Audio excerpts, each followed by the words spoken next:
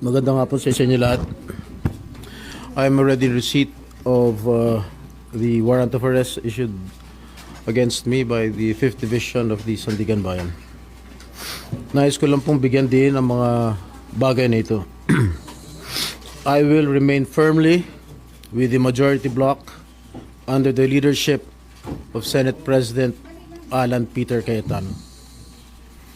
Hindi ako matitinag sa anumang panggigipit, pananakot, political maneuvering para talikuran ang aking paninindigan. I will not yield to threats. I will not be intimidated.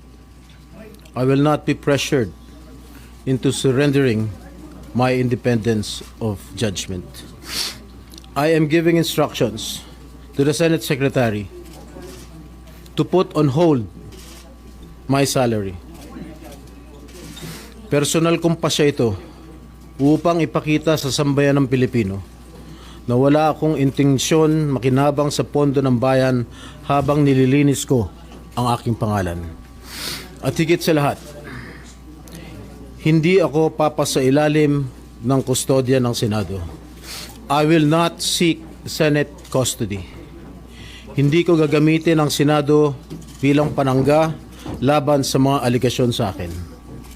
Nakahanda akong ipagtanggol ang aking sarili sa hukuman at hindi ako magtatago sa likod ng institusyong ito upang umiwas sa proseso.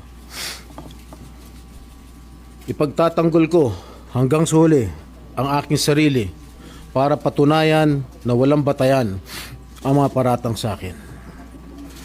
Kalokohan ang lahat na ito. Mismo ang Senate Legislative Budget Research and Monitoring Office or yung LBRMO ang nagsabi sa ombudsman na wala silang anumang dokumento o record na nagpapakita na ako ay nagpasok ng anuman insertion sa 2025 national budget. Ang mahalagang impormasyon nito ay kinilala pa mismo ni dating Senate Blue Ribbon Chairman Senator Panfilo Lacson bilang isang makabuluhang ebidensya na sumasalungat sa mga aligasyong binabato laban sa akin. So how can the office of the ombudsman file a plunder case against me when I am not even alleged to be part of or the mastermind of the supposed scheme? Wala po akong kinalaman dyan. Ngayon ko lang po isa sa publiko ito. Maraming beses po ako inalok na talikuran ang independent majority bloc kapalit ang pagbabasura sa aking kaso. Ngunit, hindi ko po ito tinanggap. Mas nanaig ang paninindigan ko na ako'y manatili sa hanay ng mga kasamahan ko sa independent majority bloc. I stand my ground. Ngayon kung tatanungin niyo kung sino sila, abangan ninyo ang susunod na kabanata. I stand my ground because what is at stake here goes far beyond my personal circumstances. What is at stake here is the independence of the Senate.